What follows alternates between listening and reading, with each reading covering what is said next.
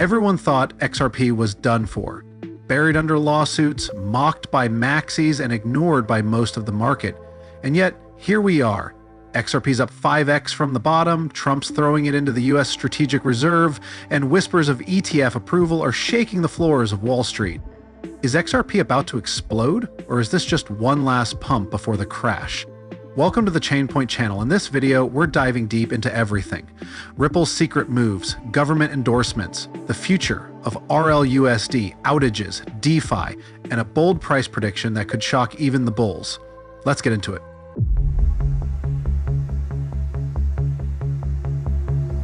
But before we continue our talk, don't forget to hit the subscribe button to stay tuned to what is happening in the crypto world. And remember, everything we say here is not investment advice. Always invest wisely. Let's get started. You know what's wild? While most altcoins were getting wrecked during the last market dip, XRP decided to flex a little. It didn't just survive, it multiplied. We're talking a 5x increase from its lowest point, even while the rest of the market looked like a crypto apocalypse. That's not just doing okay, that's showing serious backbone. Makes you wonder what XRP is really made of, right? This isn't just about price action, it's about sentiment. Traders started noticing that XRP was holding its ground when everyone else was slipping, and when a coin starts to act like that, people start paying closer attention. It's like that one friend who stays calm in a crisis. Suddenly, everyone wants to know their secret. XRP quietly built a reputation for resilience. But that kind of strength doesn't happen by accident. Behind the scenes, you've got big moves being made, Ripple expanding, new partnerships brewing, and stable inflows of liquidity. While others were losing support, XRP kept attracting new volume. It's not just surviving volatility, it's riding it like a pro surfer on a monster wave. So, is this strength just a fluke or the beginning of a power play? Could this be a sign that XRP is transitioning from underdog to main character in the crypto story, while others fade with the tide, XRP's standing tall? But here's the kicker. This is just the foundation. Wait until we factor in what's happening on the political and regulatory front. Now, let's talk about something that really raised eyebrows. Donald Trump dropping XRP into the US Strategic Crypto Reserve. Yep, you heard that right. Alongside heavyweights like BTC, ETH, ADA, and Sol, XRP got the presidential nod. When a former president starts stacking XRP, it's not just a flex, it's signaling regulatory direction. Suddenly, XRP's narrative shifts from under SEC fire to potentially government-backed digital asset. Think about it. What kind of digital asset gets invited to the government's emergency reserve? This kind of validation opens new doors. With Trump's crypto executive order, XRP isn't just another altcoin, it's part of a national strategy. That could mean fast-tracked regulations, institutional confidence, and maybe even diplomatic leverage. Imagine XRP not only facilitating global payments, but becoming a strategic financial tool on the world stage. That's a level up. But here's the million-dollar question. Is this the beginning of regulatory blessing or a spotlight with hidden strings attached? Because while one hand waves the flag of inclusion, the other might be drafting policy that could define XRP's destiny. And that brings us to the big players already acting like they've seen the script. You know institutional FOMO is real when a publicly traded company like Worksport decides to stack XRP alongside Bitcoin. Not just for the memes, they added it to their treasury strategy. We're talking about a company putting real skin in the game, treating XRP as a long-term store of value. That's a bold move in a space where most corporates still tiptoe around anything that isn't Bitcoin. The market responded instantly. Worksport stock jumped over 9% after the announcement. That's not just investors clapping from the sidelines, that's Wall Street saying, okay, maybe there's more to this XRP thing. And let's be real, companies don't make these moves on gut feelings. They've got analysts, legal teams, risk models. So what did they see that others are missing? It's a signal, one that says XRP isn't just a speculative altcoin anymore, it's becoming part of the institutional conversation. And that conversation is all about stability, compliance, and real-world utility. Pair that with Ripple's growing influence and the potential for an XRP ETF, And suddenly, XRP isn't just a play, it's a position, a strategic one. And if a company like Worksport is jumping in now, how many more are lining up quietly, watching the waters before they dive? You know how the institutional crowd works. They move like a school of fish, slow at first, but once one swims in, the current shifts fast. But public perception can still twist things, especially when the media steps into the spotlight. You'd think getting airtime on 60 Minutes would be a slam dunk for crypto, right? Especially with Ripple CEO Brad Garlinghouse in the hot seat. But instead of a bullish PR moment, the segment turned into a head-scratcher. No mention of Ripple's historic showdown with the SEC, no real dive into XRP's tech or global adoption, just vague chatter that felt more like a puff piece than a power play. Crypto Twitter went wild. People expected fireworks, clarity, maybe even a mic drop moment, but got crickets.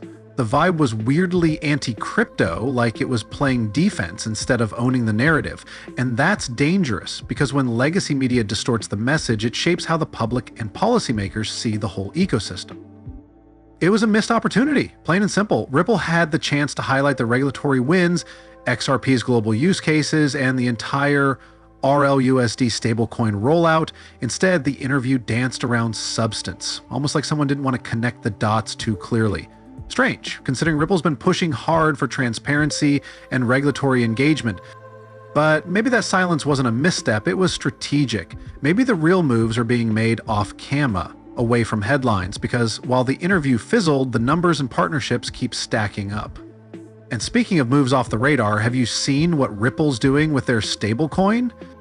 All right, let's talk about ROUSD. The stablecoin Ripple dropped like a stealth bomber. While everyone was watching XRP, Ripple quietly launched a regulated USD-backed token that's now gaining serious traction. At first, people thought it was just another stablecoin in a crowded room, but then boom, supply on Ethereum spiked hard. That's not noise, that's capital pouring in. The beauty of ROUSD is in the positioning. It's not trying to be flashy. It's built for institutions, DeFi protocols, and real-world payments. Unlike the Wild West of algorithmic stables, ROUSD is backed, compliant, and scalable, and Ripple's not messing around. They've secured licenses in New York and Texas. That's like getting VIP access to the US financial system. What's even more intriguing? The timing. Right when XRP started heating up and regulatory winds shifted, RLUSD supply ballooned. Ethereum saw the biggest influx, suggesting cross-chain strategies are already live. And let's be honest, this isn't just about liquidity, this is infrastructure. Ripple's building something sticky, something that plugs directly into both TradFi and Web3. But here's the twist, if RLUSD keeps gaining momentum, where does that leave XRP? Are they complementary, or are we witnessing a subtle pivot in Ripple's priorities? One thing's for sure, RLUSD isn't just a footnote. It's starting to look like a foundation, and when the base gets stronger, the whole ecosystem starts shifting. You know things are getting real when Ripple secures money transmitter licenses in New York and Texas. These aren't just any states, they're financial juggernauts. Getting greenlit in New York is like getting a black belt in compliance. These licenses don't just sit pretty, they unlock real doors. With them, Ripple can offer RLUSD and XRP to more users across the US, legally and at scale. That means bigger banks, fintech firms, and payment providers can start integrating Ripple's tools without legal headaches. And once the gate is open, the money follows, fast. Then there's the looming XRP ETF. If the SEC gives that a green light, it's game on. Institutional money could flood in, like we saw with Bitcoin ETFs pulling over $10 billion in just a few months. It's not just about access, it's about legitimacy. And with Ripple playing nice with regulators now, the approval odds are looking better than ever. But the institutions are already sniffing around. The question isn't if they'll come, it's when and how deep. Because once regulation clears the fog, the capital won't trickle in, it'll flood. And guess what? The groundwork is already in place. Now imagine how the market responds when rumors of CME futures listings start bubbling up. So picture this, traders start noticing XRP futures listings popping up on the CME website. Yes, the same CME that handles Bitcoin and Ethereum futures. The rumor mill went into overdrive. People were screenshotting like crazy, speculating this was the moment. Was XRP about to join the big leagues with institutional-grade derivatives? It felt like Christmas came early, until it didn't. Turns out it was just a test page. The CME squashed the hype, saying it wasn't a real listing yet. But here's the thing. They didn't deny interest, they just said not now. And in markets, timing is everything. A not yet from CME is still better than a flat-out never. So naturally, the speculation didn't stop, it intensified. Why does this even matter? Because futures mean volume. Futures mean Wall Street. If CME adds XRP, it's like putting jet fuel in the engine. We've seen what happened when Bitcoin and ETH futures launched. Liquidity soared and price discovery matured. XRP entering that same arena could change the entire game overnight. Institutions don't guess, they wait for signals. This was one. So maybe this test page wasn't a mistake. It was a warning shot. A way to gauge reaction, prep the rails, and ease XRP into institutional pipelines. Because once the door opens for futures, ETFs usually aren't far behind, and you better believe those two combined could move markets in a big way. Especially when the tech powering XRP still has a few kinks to work out. Now, let's keep it real. Every superhero has their weakness, and for XRP Ledger, it's been stability. In November 2024 and again in February 2025, the network suffered major outages. The February one was the worst, 64 minutes of downtime.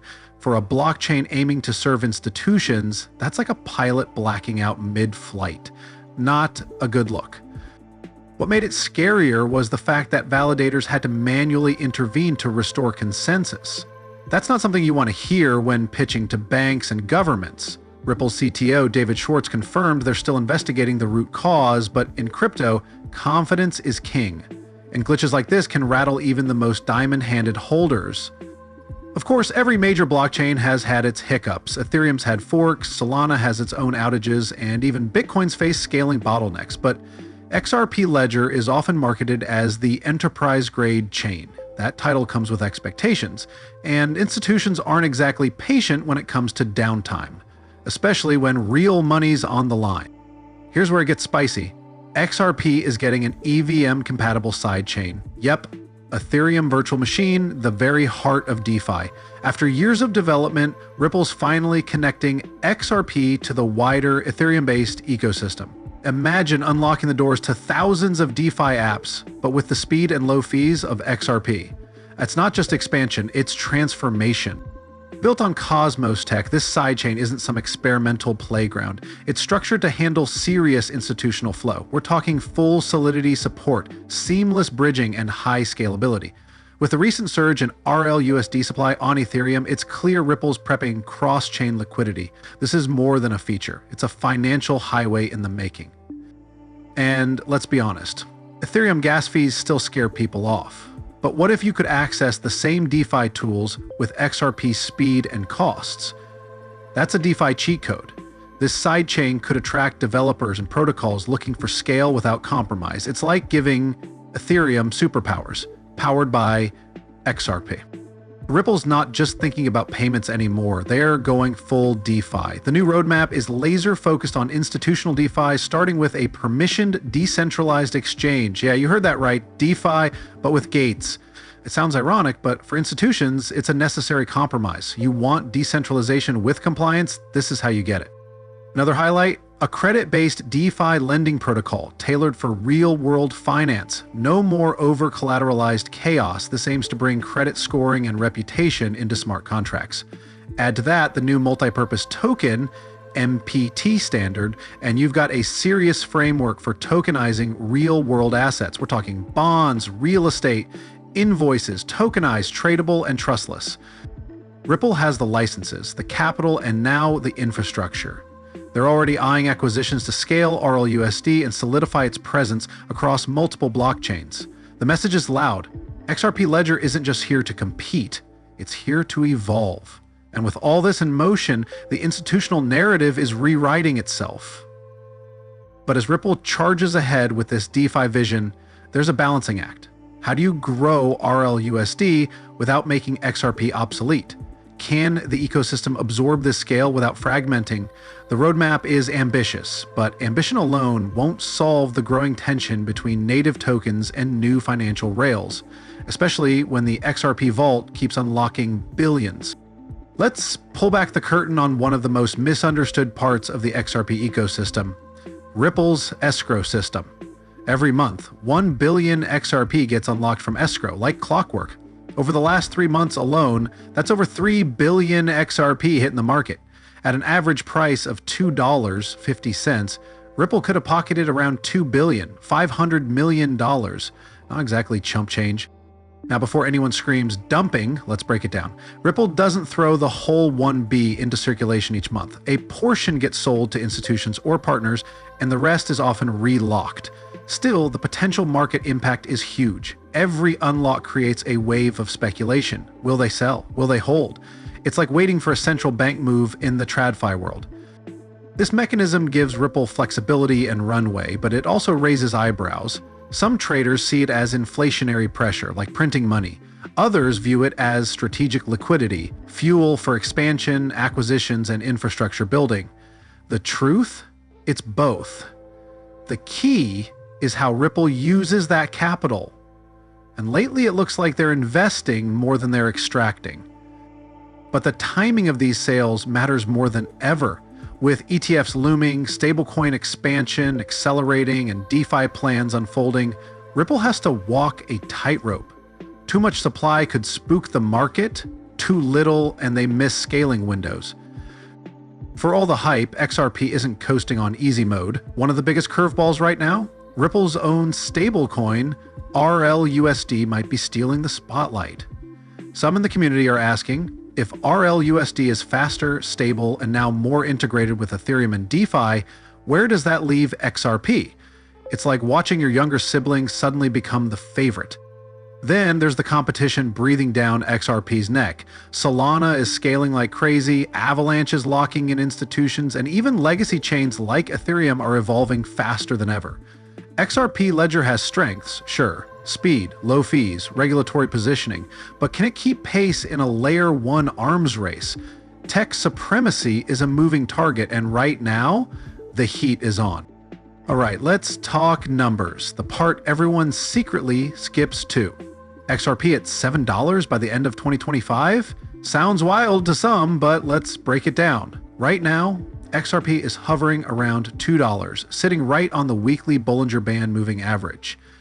That's a classic setup for a breakout if catalysts align, and guess what? There are a lot of them lining up. In the base case, with steady growth and no black swans, $5 is already on the table. But if XRP ETFs get the green light, if the EVM sidechain launches without a hitch, and if RLUSD continues to attract liquidity like a magnet, then $7 doesn't just seem possible, it starts looking conservative. Remember, crypto loves to move in extremes, but this isn't just about moon math. Price depends on momentum, adoption, and confidence. If Ripple continues locking down institutions, stabilizing its tech, and navigating regulation with precision, XRP could re-enter the top-tier conversation, not just as a remittance tool, but as a full-blown financial layer. That shift in narrative alone can spark serious capital inflows. So now you've seen the full picture. XRP's resilience in a bloody market trumps crypto reserve flex, Ripple's big stablecoin gamble, institutional adoption heating up, and even network hiccups that had the whole community holding its breath. We've broken down the tech, the politics, and the market catalysts that could launch XRP into a whole new stratosphere. Will XRP hit $7, or will it fizzle under pressure? One thing's certain, this isn't the same XRP we knew in 2018. This version has scars, strategy, and serious backers. Smash that like button if you've learned something valuable, and drop your thoughts in the comments. Are you bullish or bearish on XRP in 2025? Subscribe to the channel and hit that bell so you don't miss what's coming next. Thanks for watching this, and I'll see you in the next video.